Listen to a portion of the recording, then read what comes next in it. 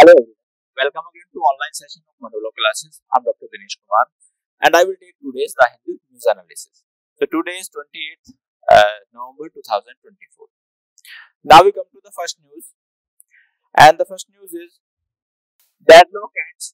Shinde says BJP free to pick CM. तो देखिए जैसा आप जानते हैं कि महायुक्ति अलायंस को जीत मिली है महाराष्ट्र के इलेक्शन में।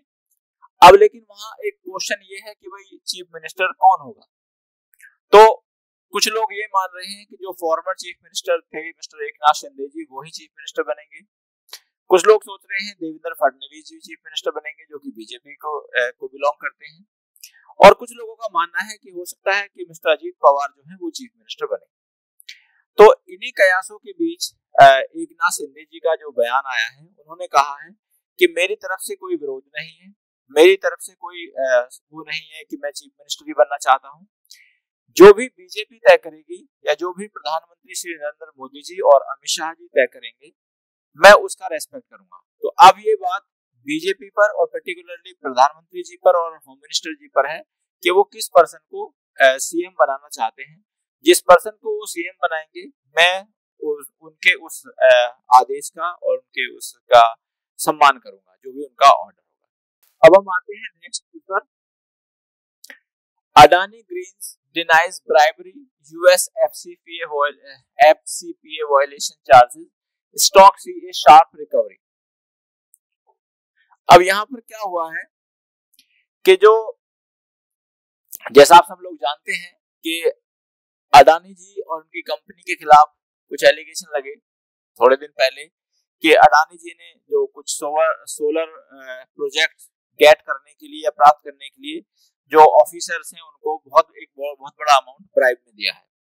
तो और यूएस के डिपार्टमेंट ऑफ जस्टिस ने ये एलिगेशन लगाए कि अडानी जी और उनकी फर्म ने US foreign corrupt practice act FCPA का वायलेशन किया है, यानी कि उन्होंने ऑफिसर्स को ब्राइब दिया। अब यहाँ पर मामला यह आया कि बाद में अब ये पता चला है कि चार्जशीट में उनका नाम नहीं है। तो जैसे ये इंफॉर्मेशन आई तो अब उनके जो कंपनी के जो शेयर्स हैं पहले तो काफी गिर गए थे लेकिन अब वो दोबारा से रिकवरी पकड़ रहे हैं। और अडानी ग्रुप ने पहले ये क्लियर कर दिया था कि उनके खिलाफ जो भी एलिगेशंस हैं वो बेसलेस हैं और वो उसको कोर्ट में लीगली चैलेंज करेंगे। Now we come to next conversion to get job amount to fraud on the Constitution Supreme Court। तो बेसिकली यहाँ पर आप सब जानते हैं कि देखिए जो फंडामेंटल राइट है हमारा उसमें से राइट टू रिलीजन एक फंडामेंटल राइट है और क्योंकि हमारा देश एक सेक्युलर कंट्री है जहाँ पर स्टेट का अपना कोई रिलीजन नहीं होता बल्कि स्टेट सभी रिलीजन का इक्वल रेस्पेक्ट करता है।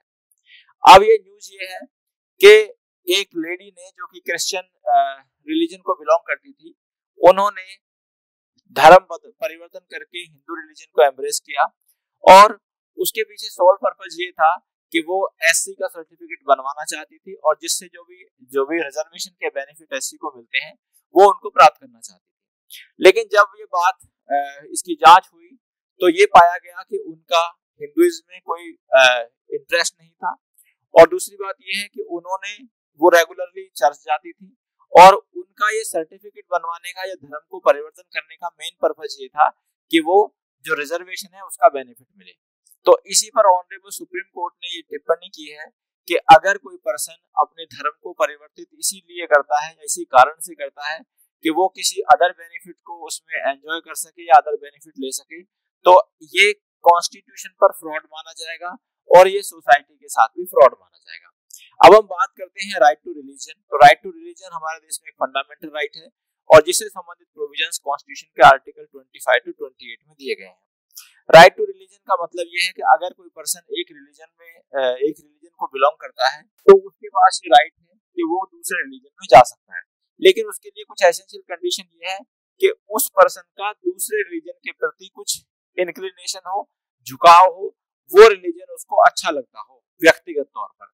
अब अगर कोई व्यक्ति को रिलीजन अच्छा लगता है, कोई दूसरा रिलीजन अच्छा लगता है तो वो धर्म को चेंज कर सकता है, लेकिन अगर कोई व्यक्ति रिलीजन को चेंज केवल इस आधार पर करता है कि उसको उस रिलीजन में जाने से कुछ इकोनॉमिकल बेनिफिट होंगे या कुछ गवर्नमेंट जॉब में बेनिफिट होगा, तो ऐसा करना कॉन्स्टिट्यूशन पर फ्रॉड माना जाएगा। अब हम आते हैं next, welcome agreement India on Israel Hezbollah cease fire.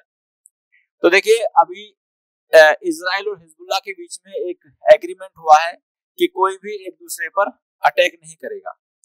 तो ये जो एग्रीमेंट हुआ है इसके अगर बैकग्राउंड में हम चाहें तो ऐसा देखा गया कि यूएसए जो कि इजराइल को हमेशा सपोर्ट करता है, उसने इजराइल से कहा कि आप उस पर अटैक ना करें, हिजबुल्लाह पर अटैक ना करें या लेबनान पर अटैक ना करें।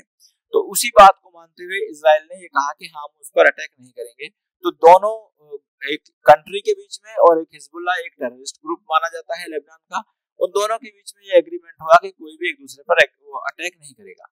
अब इस एग्रीमेंट के संबंध में इंडिया की जो प्रतिक्रिया है, जो रेस्पॉन्स है वो ये है कि इंडिया इससे बड़ा ही खुश है और इंडिया ने ये कहा है कि अगर बात इजराइल के बीच में और हिजबुल्लाह के बीच में, तो यहाँ पर क्या होगी कि जो एक पर्टिकुलर क्षेत्र है उसमें पीस एस्टैब्लिश होगी। क्योंकि देखिए जब भी कोई वार होती है तो उसके कॉन्सिक्वेंसेस डिस्ट्रक्शन की तरफ ही ले जाते हैं और उसका कोई भी बेनिफिट ना तो किसी देश को होता है, ना ही समाज को होता है और ना ही ह्यूमैनिटी को होता है। लेकिन अभी ये इजराइल जो है, इजराइल ने सीज फायर नहीं किया है किसके साथ, हमास के साथ। तो इजराइल की जो जंग है वो हमास के साथ अभी भी चलती रहेगी। उसका रीजन ये है कि हमास ने इजराइल पर 7 अक्टूबर 2023 को अटैक किया था और इजराइल के हजारों लोगों को मार दिया था। ठीक है। दूसरा पॉइंट ये है कि अभी भी इजराइल के बहुत सारे लोगों को हमास ने होस्टेज बना रखा है। Now we come to next, Supreme Court seek balance between bail and obligation of accused to timely trial. तो देखिए जैसा कि हम जानते हैं कि जो बेल है, bail is a rule and jail is an exception. यानी कि बेल लेना हर अपराधी का एक राइट है और उसको बेल देने से मना नहीं किया जा सकता। अब यहाँ पर हम बात कर रहे हैं particularly prevention of money laundering act. तो जो prevention of money laundering act के जो प्रोविजंस हैं वो बड़े ही स्ट्रिंजेंट प्रोविजंस हैं और जिसमें क्या होता है कि कुछ इस तरह की कंडीशंस लगा दी जाती हैं कि अगर ईडी ने किसी पर्सन को अरेस्ट किया तो बर्डन ऑफ प्रूफ उसी पर्सन पर होगा कि वो इनोसेंट है। अब यहाँ पर इस सिचुएशन में उसको ये प्रूव करना बड़ा डिफिकल्ट हो जाता है कि वो इनोसेंट है, क्योंकि वो तो ऑलरेडी जेल चला गया। अब यहाँ पर पॉइंट ये होता है कि अगर किसी पर्सन का trial with in A reasonable time start नहीं होता तो वो पर्सन बेल सीक कर सकता है, क्योंकि अगर किसी अपराधी ने अपराध किया है तो उसका ट्रायल एक with in a reasonable time start होना चाहिए और with in a reasonable time conclude भी होना चाहिए। अब अगर ऐसा नहीं होता तो ये स्टेट के पार्ट पर माना जाता है कि स्टेट की इसमें क्या है, स्टेट के पार्ट पर डिफॉल्ट है कि स्टेट की वजह से ट्रायल कंप्लीट नहीं हुआ या जुडिशरी जो कि स्टेट का एक ऑर्गन है उसकी वजह से नहीं हुआ। अब अगर कोई व्यक्ति ट्रायल स्टार्ट ना होने के ग्राउंड पर बेल लेता है तो उसको ऑनरेबल सुप्रीम कोर्ट ने ये कहा है कि ऐसे पर्सन को एक एफिडेविट देना पड़ेगा कि वो ड्यूरिंग द ट्रायल कोई भी एडजॉर्नमेंट नहीं लेगा और ट्रायल के कंप्लीशन में, ट्रायल के प्रोसीजर में पूरी हेल्प करेगा, फुल सपोर्ट करेगा। तो यहाँ पर ऑनरेबल कोर्ट ने कहा है कि देखिए bail is a rule and jail is an exception, but यहाँ पर स्टेट को भी कोऑपरेट करना पड़ेगा और साथ ही साथ एक्यूज्ड को भी कोऑपरेट करना पड़ेगा, क्योंकि ट्रायल को स्पीडी करना it is not the only obligation on the part of state, rather it is also the duty on the part of the accused person.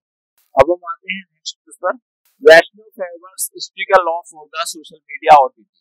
तो हमारे इंफॉर्मेशन ब्रॉडकास्टिंग मिनिस्टर है मिस्टर अश्विनी वैष्णव जी, और इन्होंने कहा है कि जो ओटीटी प्लेटफॉर्म है जिस पर और सोशल मीडिया प्लेटफॉर्म है उन पर आज जो कंटेंट जाता है वो कंटेंट बड़ा ही वल्गर है और वो एप्रोप्रिएट कंटेंट नहीं है।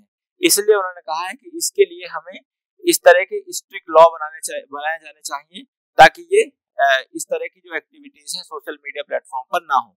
अब यहाँ पर सरकार ने एक हमारे देश में है डिजिटल डेटा प्रोटेक्शन बिल आया है और उसके साथ साथ एक सिनेमेटोग्राफ बिल आया, सिनेमेटोग्राफ एक्ट बन गया अब तो ये, ठीक है। तो इसमें कहा है एक है फैक्ट चेक यूनिट। तो सरकार एक फैक्ट चेक यूनिट बनाती है और ये यूनिट की ड्यूटी ये है कि ये यूनिट ये ध्यान रखती है कि किस प्लेटफॉर्म पर या किस सोशल मीडिया प्लेटफॉर्म पर कोई कंटेंट ऐसा तो नहीं है कि जो कि गवर्नमेंट के अगेंस्ट हो, गवर्नमेंट की पॉलिसीज के अगेंस्ट हो, या वो देश के कानून के अगेंस्ट हो। अब यहाँ पर एक पॉइंट ये है कि वैसे तो right to speech and expression हमारा एक फंडामेंटल राइट है under article 19(1)(a) of the constitution of India, but ये राइट जो है हमारा ये एब्सोल्यूट राइट नहीं है, बल्कि इस पर आर्टिकल 19 क्लॉज 2 के अनुसार 8 ग्राउंड पर रीजनेबल रेस्ट्रिक्शंस लगाई जा सकती हैं। क्या कोई रेस्ट्रिक्शन रीजनेबल है या नहीं है, इसका डिसीजन लेते हैं honourable supreme court. Now we come to next, the right to work deleted. तो देखिए हमारे देश में एक कानून है Mahatma Gandhi national rural employment guarantee act, जिसको हम मनरेगा बोलते हैं। अब ये क्या करता है कि ये हर घर से, गांव के हर घर से एक व्यक्ति को 100 दिन के लिए जॉब प्रोवाइड करता है।